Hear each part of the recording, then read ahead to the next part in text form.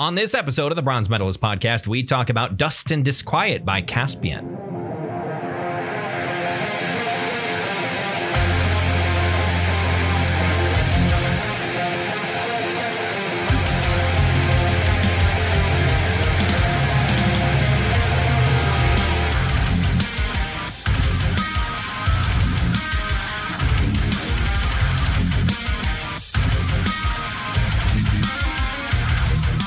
Welcome to another episode of the Bronze Metalist podcast. I'm Kale. I'm OJ. We're two professional broadcasters. We like metal and we like to talk about it. But it's September, which means we're going to be talking about some things that aren't strictly metal. Right. There are little bits and pieces of post-metal in this here, but this is mostly post-rock. Right. In this, there are times where it threatens to be metal. Yes, it threatens to be metal. Yeah. But it gets close. Maybe goes over the line depending upon where you're sitting.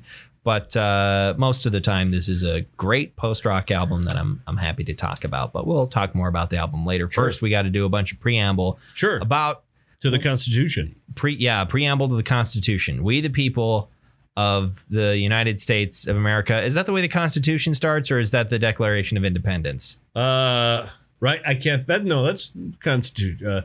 The Constitution. Yeah, I'll trust this guy who can't even say Constitution. I think that's the beginning of the Articles of Confederation. Yes, everyone's favorite form of the United States government, yes. The Articles of Confederation. The greatest and most well-known period of United States history. Yes, there was nothing dark about that period. Nothing bad happened during those times. Nope. I mean, it wasn't that bad necessarily. It's just that they sucked. They weren't good, which is why they were disposed of. Sure, but it was a good start, really. I mean, our heads were in the right places. Yeah, it just needed a decade to mull it over. Right. I'm not a constitutional scholar, so I guess I don't know. Mm-hmm. Anyway, how are you? I'm doing well, thank you. That's good. It's been a weird, long week. Oh, it has. Well, So we're both radio professionals, and the thing that's happened in radio this week is the service that basically schedules all of the ads that play on our stations. You know, the thing that justifies us being at work ever. Yeah, the thing that keeps us in business. Yeah. Well, there is a big, huge service called Marketron that has a cloud-based service program that handles that for many stations across the United States. They were hit with a ransomware attack by Russian hackers. And so I don't know how many stations across the United States, but more than 4 were screwed. Less than 1 million, but more than 4. Yeah, somewhere in that between range. So we've been having to deal with a workaround for a while. And that is, once we figured it out on Monday, there wasn't too much extra work after that. But it's become more and more work. Sure. Every day since then, because our workaround was using a schedule that is getting further and further out of date as the week goes along. And there's been other problems and whatnot. So it's been a long week, and we've been having all kinds of remotes and it's been a doozy of a because we're doing week. This these broadcasts for cancer care exercise rehab program here, which is a great thing to be doing. But it's like this is the busiest week of that month basically. And we're having to deal with all these other problems. So whereas they would take our commercials and put them on our logs, now we got to do it kind of by hand. Yeah, for an increasing amount of the commercials. Yeah, every day. But they're supposedly on the cusp of figuring something out. The last update seemed pretty promising. I didn't read it myself, but the hubbub in the office. This was after I think you left today. Oh, really? The hubbub after I left? Oh, yeah, you were still there when I. Yeah, when you left. You were busy working while everyone else was in the lobby talking about it. You were indisposed, I guess. Yeah. But the hubbub was that it's good news for the most part. Yeah. As long as it's ready before the fucking weekend. Because we don't want to do that shit. No, we don't want to, because that particular old log will be a week out of date. And also for the wrong kind of schedule, because the weekend schedule's different. Right. Yeah, that's what I'm saying. Yeah. They'd have to use last Saturdays. It'll be. Yeah, that's right. We could just use last. We discussed that this morning. Yeah. So, yeah, it's a thing. It's a thing. Damn Russians. Damn Russians. They stopped threatening us with communism, and now they're threatening us with computers. We're gonna hit you with communism. They're threatening us with computers, Kif. What do we do with these nerds? I'll go over to Russia and throw some eggs at them. But yeah, here are your eggs, sir. Here's your eggs. The jackass needs more eggs. Anyway. Yeah. But that's been a thing. Sure. That's been a thing. It's going to be a bigger pain in the ass tomorrow. Yeah. Well, I don't know when it'll be ready. So their fix will be ready. I'm not sure if it'll be by midday tomorrow or if it'll be Friday. But as long as it happens. In any case, I can't remember like if I've done anything over the last week since the last time we talked. Yeah, I don't know what's happened. Oh, I occasionally stream on Twitch. Just like I don't keep any kind of schedule and don't really promote it because it's just sort of a thing that I do. Yeah. For no reason. What do you play? I've played a couple different things. I've played Baldur's Gate 3. I've played when like their technical preview weekends have happened. I've played Halo Infinite. And right now, what I'm doing is a fun little challenge stream where I'm playing Doom Eternal on Nightmare, but I am not allowed to swear. If I swear, you have to start over. I have to restart the level. Just the level? Just the level. I am not forcing myself to restart the entire campaign. That would be ridiculous. And if I wanted to do that, I could play on Ultra Nightmare, which that's what happens when you die anyway, is you restart the entire campaign. But I don't want to do that. Nightmare's hard enough as it is. Maximus, my 10-year-old, he's been playing while I've been either asleep or at work or whatever, and he's been home or and apparently just here and there. And I didn't realize that he'd played this much. I came into the living room the other day, and he was fighting 3 Marauders. Yeah, he must be playing there's... maybe just 2 Marauders. I don't think there's any. That might be a master level thing, but because I think you would have had to pay for the Ancient Gods DLC. I don't know. Maybe they weren't Marauders. Because the only point where you face more than one Marauder at the same time in the main campaign is in one of the Ancient Gods DLCs, where they sick 2 of them on you at the same time. Otherwise, might be the master levels. I'm not sure what he was doing. There's 3. What did they look? Were they like roughly human sized, wearing armor, and did they have glowing axes?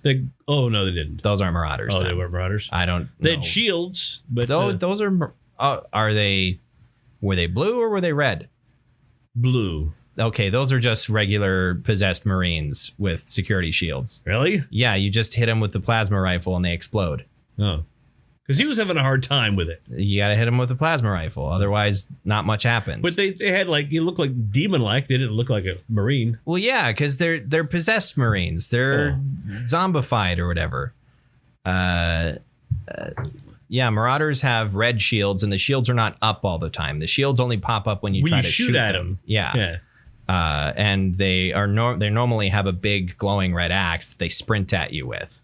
Those are Marauders, and they are a pain in the ass if you don't really know how to deal with them. It's also a lot harder to deal with them efficiently without a keyboard and mouse, unless you're this one guy who I've been watching on YouTube. I can't remember his YouTube account, but the level of skill is completely insane, and he plays either on PC with a controller or on like PlayStation 5, and like. So the problem with facing the Marauder is like dealing with them quickly relies on being able to switch weapons extremely quickly, which is difficult to do on controller because you have to pull up the weapon wheel.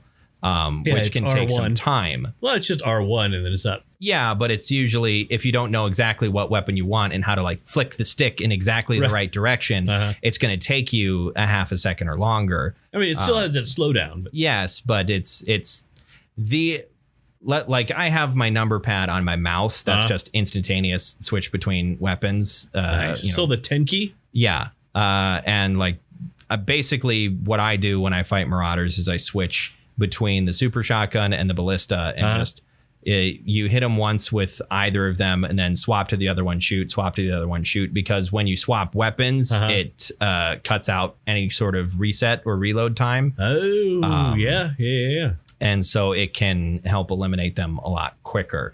I'm not the best at it, but it's miles better than what I initially was trying to do the first time I played through it and got my ass completely kicked by them. Now, have you played it on anything other than keyboard and mouse? Not Doom Eternal, no. Okay. I played Doom 2016 originally on my Xbox One, but that was a couple years ago at this point. Yet I forgot how much prettier Doom Eternal is than... I mean, the graphics are better, but it's a different... It's such a different art style when it comes down to it. Doom Eternal has...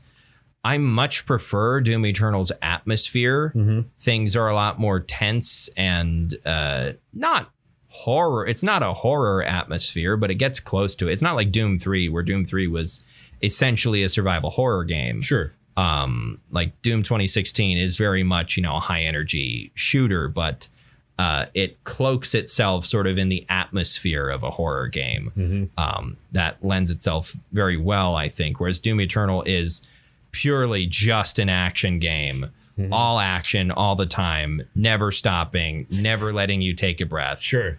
And that's the point. They're going for two different things, but I kind of miss that atmosphere that Doom 2016 has, and it sort of has me wanting to go back, but also like I am so used to the movements mechanics of Doom Eternal. Like when I was starting my stream playthrough, the first level and a half, you don't have dash. And that was a nightmare, pun intended, because it was like, constantly getting nailed by, imps throwing fireballs and stuff because I can't dodge out of the way real quick. Because that's a reflex you've developed. Yeah. And it's the same thing with not having the super shotgun and the meat hook. Because that's also an extremely great way to move around the map, is using the chain grappling hook that you can only target other beings with. Like that's how I've learned to move around in Doom Eternal, and not having any of those things for a couple of levels was really, really rough. Right. And you don't have that wall climb sort of mechanic in Doom 2016. No, but that's not really a combat mechanic. No, but it's that's a puzzle solving mechanic. I suppose, that's you don't use that in combat. So I wouldn't miss that necessarily. Yeah. But like you still have ledge grab and that sort of thing, like that. But spider climbing up the walls when it's marked, that's just for puzzle solving, essentially. Or platforming, really. Platforming. Yeah. It's a combination of the two, which has weirdly always been a feature of Doom games. It's like, okay, now that you're done killing all the demons, solve a movement puzzle. Now you're Super Mario. Boing.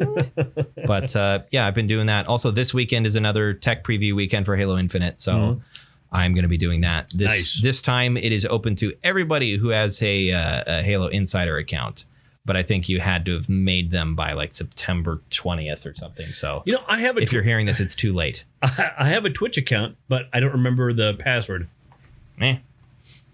I don't know. But meh. But yeah, I'll be doing that. I don't know how much of that I'm going to stream, but I'm just excited to play it again.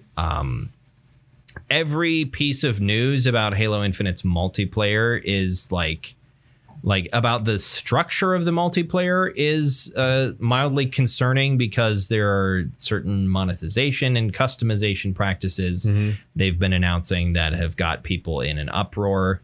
But none of that really matters to me as long as the game is fun. Yeah. Like, and as long as, any of those aspects of monetization don't prevent me from having fun, then I'll be okay, I think, because so far, the couple of days that I've played of Halo Infinite's multiplayer, it was extremely fun and I liked it a lot. But people are all up in arms about the, being able how to customize your Spartan and having to pay for certain things. And I'm just like, I just want the game to be good. That being said, it's also mildly concerning that there's almost no news whatsoever about the campaign. That is just kind of not a great sign. But it's also, in a way, better than what happened with Halo 5, where there was a ton of story content that was like teased and put out. They did a whole like huge, extremely extravagant podcast series starring fucking Keegan-Michael Key. It was like this sort of mystery. Kegel, yeah, Kegel, Mike, and Key.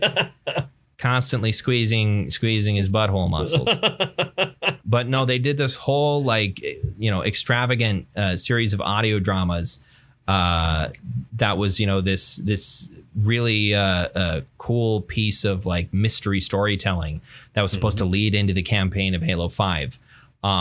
None of the promotional materials that they put out for Halo 5's campaign mattered at all in the actual story. None of it was actually connected to what happened in the campaign. Right. Like, basically, it was like the marketing department got handed a rough draft of what the story was going to be 3 years before the game came out and never talked to anyone in the writing department after that, and just went with the rough draft that they were given. And then by the time the game came out, the campaign was something completely different than the rough draft they were given 3 years prior. And it's not the first time that thing has happened with Halo. Like Bungie did basically the same thing with Halo 3, where half the campaign got scrapped like 7 months before the game came out. Halo's kind of weird where like Halo 4, I think, is the only Halo game, like mainline game, with the Master Chief in it, that has come out where like they didn't have to scrap significant portions of the campaign. Really? Every single Bungie game, except for maybe Halo Reach, they had to throw out tons and tons and tons of material because they ran out of time and went were way too overambitious about what they were trying to do. Sure. Like Halo 2 was supposed to be like twice as long as it ended up being.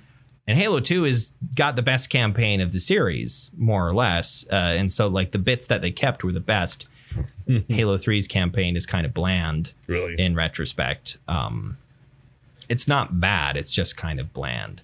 But anyway. Are you left with the option of joining the Empire or the Stormcloaks? Yeah. All video games are Skyrim.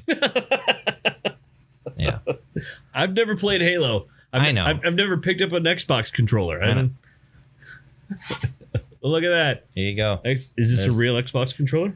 No, it's a fake one that I just keep on my desk for shits and giggles. Does it hold paper down or? Yeah, it's a paperweight. It's got a lot of heft to it. They're chunky. Yeah. That's what I like about them. That's what I likes about them. That's what looks promising to me about the PS5 controller, because the PS5 controller is basically that, but with a slightly changed stick setup. Sure, and it's still got the PlayStation configuration, right? Yeah, it's still the DualShock configure, but like the form factor of it is basically an Xbox One controller, just with the sticks and the both sticks parallel to each other in the center, rather than the offset sticks that Xbox has used. But like the form factor, if you look at both controllers from above, they are extremely similar. Nice. Because that's the one that I've never much cared for, the DualShock controllers. Really? I don't even have that big of hands. Like that's the biggest thing people complain with, is people who have like really big hands are like, yeah, the DualShock controllers feel tiny. I have small hands, but I still don't care for the DualShock controllers. I the Xbox One controller is my favorite controller that I've used. Well, the PlayStation 1 and 2 controller was way smaller than the PlayStation 4 controller. I think that like the DualShock, like it's the when they came out with DualShock for PS1, it's been basically the same until PS5. I can pull up pictures. They're basically the same controller. I have two of them in front of my television right now. I have one from PlayStation 2 and one from PlayStation 4. They're very different controllers. They feel and look way different. Size-wise, though, I think they're pretty much the same. The 2 is a bit smaller. Okay. I feel like that might be splitting hairs, but I also haven't seen them next to each other. Mm-hmm. But it's just the fact that they look basically the same. Yeah, we've pulled out like a place to play San Andreas every now and then. Go and do mission as CJ. And it's weird holding the PlayStation 2 controller because it feels like way tiny. I guess. Also, they were a lot lighter back then. Yeah, well, they didn't have as much stuff in it. Shit shoved into it. Anyway. Caspian, Dust and Disquiet. I don't know why I said Caspian angrily, because this is not an angry album. It is the opposite of angry. So if you don't know about Caspian, Caspian is an American post-rock band. They are from Beverly, Massachusetts. They've been around doing stuff since about 2004, but this is kind of the album that sort of made them a name in post-rock. Like, in a lot of ways, not that I was really all that into post-rock before 2015, but like it was around that time, 2015, 2016, when I started getting into post-rock and I started listening to some of the bigger bands, like, I mean, you had the weirder ones like Godspeed You Black Emperor that I started listening to at that time, but also, Explosions in the Sky I started listening to at that time, which is on the other end of the post-rock spectrum of like Godspeed You Black Emperor is really weird and avant-garde, and Explosions in the Sky is, for as much as I like, their early stuff, very commercial in a way. It wasn't written to be commercial, but it has sort of ended up being like they've written movie soundtracks and stuff like they've been extremely successful. And I think their style of songwriting really, lent it, also, whoever directed Friday Night Lights, the movie and TV show, really liked them. And so they had a song of theirs put in like every fucking episode. But it was not too long after that I came across Caspian. I can't remember exactly why or how. But this was the album of theirs that was out at the time when I started listening. And God, this is so great. And it's great because it does a lot of the things that I like about Explosions in the Sky, but it does them in a manner that feels less trod upon. Like, maybe that's not the correct verbiage there. It's like Explosions in the Sky is very formulaic.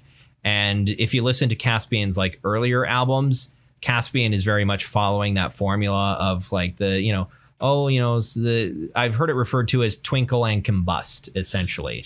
The first half of the song is lots of clean guitar, and it's, very, very pretty and twinkly. And then, things ramp up and you get, you do that. Like that happens in a lot of, and it's not even, super distorted or like gets metal or anything like that, but it just becomes a lot louder and more intense.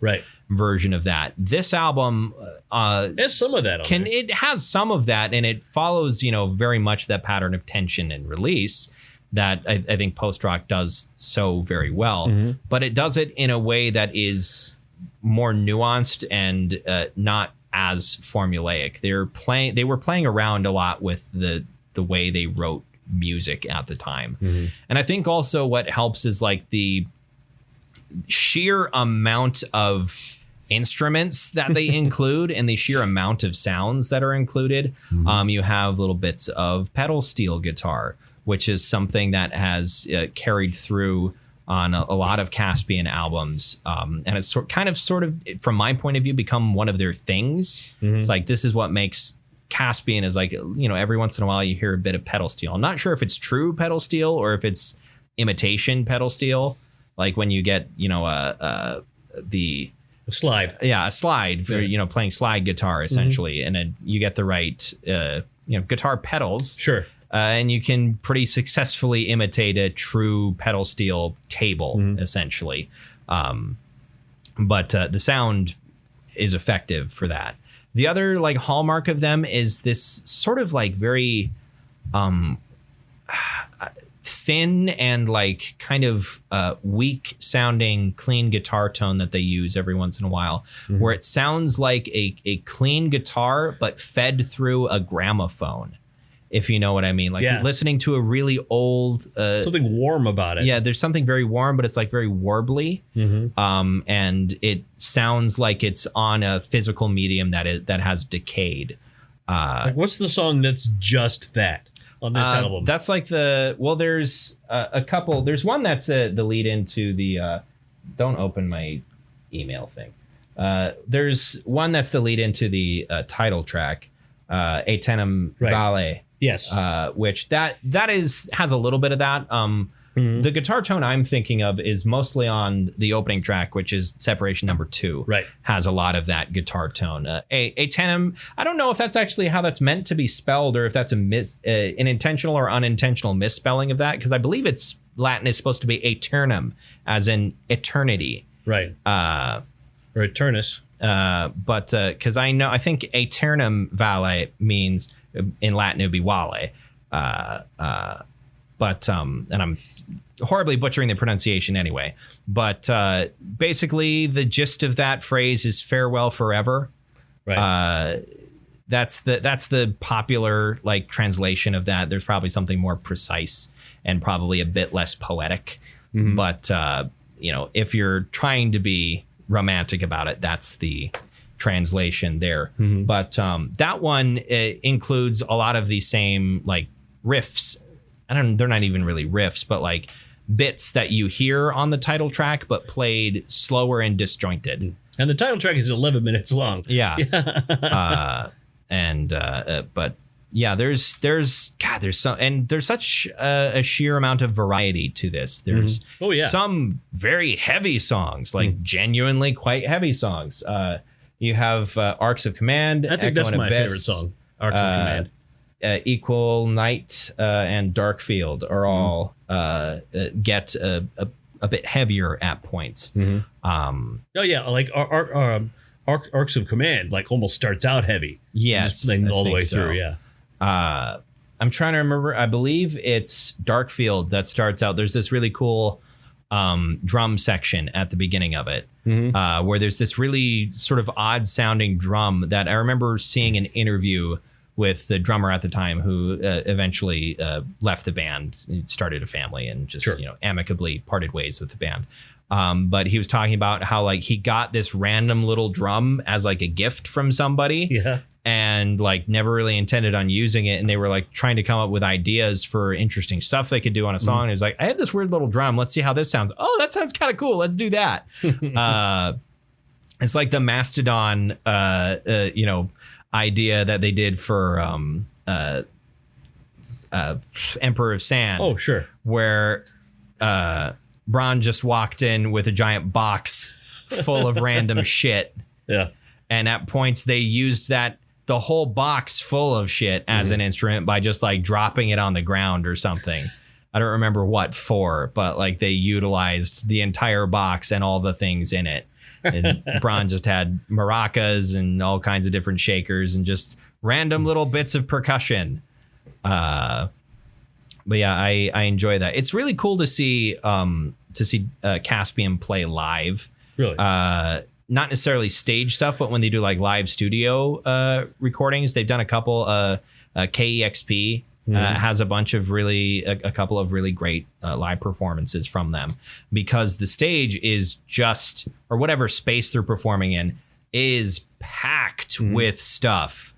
Like everybody has a keyboard next to them. Everybody has a massive pedal board next to them. There's boxes full of shakers and like all kinds of things to make random noises. There was a song on one of their earliest albums that I had that woke me up for a little bit. I had it set as my alarm. It's called Sycamore. And at the end of that song, everyone progressively puts their instruments on like a decaying loop, and then puts it down, walks over and grabs sticks and a random drum, and they start playing it. And so the last 30 seconds of it is this massive, like, entire band drum. Is that these guys? Segment. Yeah, that's these guys. Maybe somebody else did it too, but these guys have. I'm sure it was these guys. I probably showed it to you. You did. I'm like, this is great. I didn't realize who you were showing me, I guess. That's the sort of stuff that they do, and I think it's really, really cool. But do you think this album slaps? In its way, it does. A little bit, yeah. Yeah. Maybe here and there. That's not what I'm going to this album for. No, you're not looking for slap. I mean, it slaps on, hey, this is really good. Yeah. Like, this sandwich really slaps. I mean, yeah. But by the time-honored criteria that I, think of as something that slaps, it does not. For me, something that slaps is like something that's like high energy and like keeps you moving through the whole thing. This don't keep you moving, but it do keep you grooving. It do keep you grooving. And there's even one song.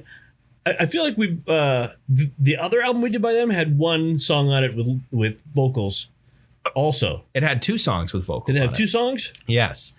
This song technically has 2 songs with vocals on it. Right. It's Run Dry and the other one is Echo and Abyss. Right. I think. Like right before it. Right. Yeah. Echo and But that's just like singing, not lyrics so much. Yeah. I think Echo and Abyss has lyrics, but they're pretty difficult to discern, generally speaking. And I think that's intentional.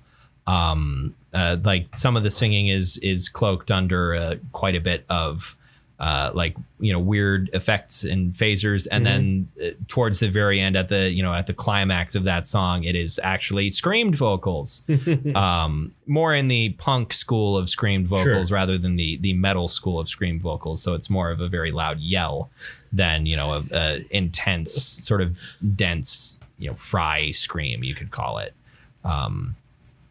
Vocal fry, Vocal fry. I'm using technical terms that I only half understand. You said metal school vocals, and it just made me think we need to at some point talk about a metal school album. Metal school, aka Steel Panther. Okay. See, I was thinking that it's like metal school. It's metal school, so it can't be metal church. Right. It's metal public school. Right. Separation of metal school and metal church. Metal school, metal church, and metal state. Right. There's why is there not a fucking Hard Times article about separation of metal church and metal state? I don't know. See if I can write that and send it to them. Sure. Just as a freelance thing. See if they'll accept it. But all of metal church's vocalists have died now.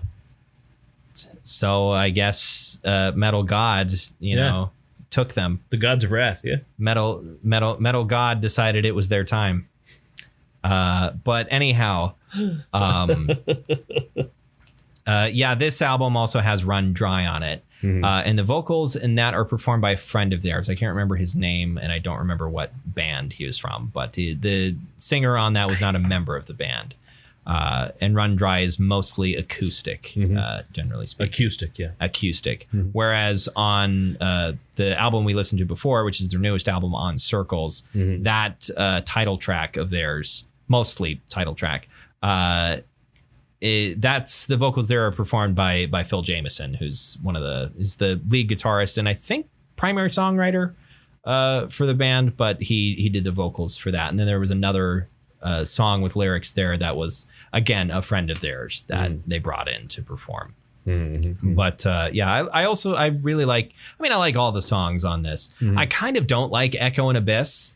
I don't like it as much as the rest of the songs on this album. And the weird, like, indistinguishable vocals through parts of the song are what I don't like about it. Sure. Because it's like, okay, you're singing something, but I cannot understand it at all. And I know that's purposeful, but it bothers me. So I oftentimes skip that. One of the things that also annoys me, because I love so much of the rest of the song. Yeah. But at the end of Arcs of Command, the fucking drum, that drum hit, that just that keeps on dragging on at the end of the song to where it's like the song's been over for 10 seconds, then very dramatic. It startles me every time because I have no sense of rhythm, so I don't know when to expect it. So oftentimes when I get to the end of the rest of the instruments, I hit next. Right. Because it's just, there's something about it that bothers me. The rest of that song is fantastic, but that little bit of it, I'm just like, stop it. So I was able to find 4 reviews that gave it a score instead of just saying, this is really great, blah, blah, blah, blah, blah, blah. Yeah.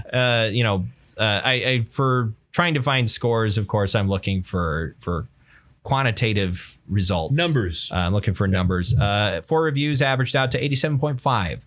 Sputnik gave it a 5 out of 5. Nice. So yeah, a lot of people are very fond of this. This is my favorite album of theirs. Mm-hmm. You already said, what you think your favorite song is. You really like Arcs of Command. Yeah, I do. It starts out almost like it's going to be a new wave song, a little bit. Yeah, cool, because that has that. Doesn't that have that repeating like vocal clip or whatever? Or am I thinking of a vocal clip? It's a. Oh, I'm thinking of something. I might be thinking of Echo and Abyss, actually. Yeah. There's at the beginning of Echo and Abyss where there's like half a note of somebody singing that loops over and over and over again. It's on a different song. But I am a huge fan of the title track. It's great. That's my favorite song on here by far. I love the atmosphere of it. I love listening to basically the prelude track with it because they're meant to be paired together basically. But the sheer amount of build up and release and like it's an incredibly cathartic song, and I absolutely love it for that. This album I associate really, really strongly with fall, and I associate it really, really strongly with Dungeons and Dragons, weirdly enough, because I was getting into Dungeons and Dragons when I first started listening to this album. That was when I was, DMing my first campaign, which was also the first time I experienced anything with Dungeons and Dragons. And so like it was like that, those first 6 months of playing D&D, I was listening to this album a lot. And so I associate this album with that time period quite a bit. And I get very nostalgic for that. There's, sense memories associated with that of being in like the living room of the apartment I was living in at the time. And it being like, a slightly sunny fall day and looking out the window and just like, just basically seeing like ambers and yellows and all that out the window. The way it's kind of starting to get now. Indeed. Even though we're recording this on the first day of fall, according to the calendar, it's been fall for a couple weeks in North Dakota. Yeah, the calendar fall September, they say. September, it's fall now. But meteorologically, it's been autumn for a while in North Dakota. Well, meteorologically, it's been fall since 2:21 this afternoon. Yeah. Well, I mean, but like I'm talking about weather patterns. Yeah, calendar fall. Fall was 2:20 whatever this afternoon. As far as weather patterns go, it's been a couple of weeks. Right, the trees have been yellow for a bit. Yeah, it's been in the 60s and occasionally below for a while. I'm doing a daily Snapchat of the tree outside of the zoo window. Those 2 trees out front always turn so quickly. Yeah. So every day you can see how it's different. Yeah. They've I've always noticed that it's like those 2 trees turn before anything else. They lose their leaves very, very fast. But yeah, so that's Dust and Disquiet by Caspian. My brain is slowly shutting down. Sure. So before that happens, what metal do you... Jesus Christ. What metal do you bestow upon this album like Maz Kanata to Chewbacca? There, I got it in one. I will give this a gold. I believe it deserves a gold. I am also giving it a girl. Yeah. A girl. I listened to it in a dark car with my child as we drove around and talked about stuff. Nice. And it's like, man, this is great atmosphere music. Do you ever wonder, like, obviously life is not, moments from movies, but do you ever wonder, when you're having conversations with your children, if it is sort of befitting that moment from Inside Out where it's like a core memory? Yeah. Yeah, it is. Do you ever look back on conversations or moments you've had with your children and go like, I bet they'll remember that for a really long time? I've looked back and I've said that's something I'll remember for a very long time. I suppose. Yeah. But anyhow, next week, what are you thinking? Well, besides Arby's. They have the meats. I've been sort of torn between two. One a little more serious and one a little not serious. Okay. Perhaps present them to me and I may tell you which one I'm more interested in listening to. Okay, let's do the one that's not serious. Okay. Let's just do that. Okay. I think we're going to need to go back to 1983 and listen to something that you would never listen to unless I made you. Okay. She's So Unusual by Cyndi Lauper. Sure. Why not? I think we need to do that one. She's So Unusual by Cyndi Lauper next week. Mm-hmm. Okay. There's a lot of really tender moments on this album, but I'm sure there are. And it's also Cyndi Lauper. So yeah, sure. She's So Unusual by Cyndi Lauper next week on the Bronze Medalist podcast. Why not? So until next week, thank you very much for listening. If you'd like to listen to more episodes, please follow pages on Facebook and Twitter. Just look for Bronze Medalist and we post episode links there. That's pretty much it, but that's all right. I don't think you're asking or demanding much more than that. No. Also, subscribe to our feed on your Apple Podcast app or on Libsyn's The Podcast Source. That's how I listen to it on my phone because I got an Android. So. Or stalk us as people on Twitter. You're not on Twitter. I'm not on Twitter. I do mostly just reading Twitter. I don't. Yeah, post. I have a Twitter page, but I never ever use it. Right. So it would not be worth it. I don't think I've changed my profile picture on Twitter since I was in college. Really? And I've had a Twitter since I was in high school. And I didn't really use it at all. And then I had a college class where our professor was like, "You're going to tweet about this stuff on Twitter." And I'm like, really? Do I have to? I hate Twitter. So yeah. Anyway, till next week. Thank you very much once again for listening to the Bronze Medalist podcast. I'm Cale. I'm OJ. Congratulations.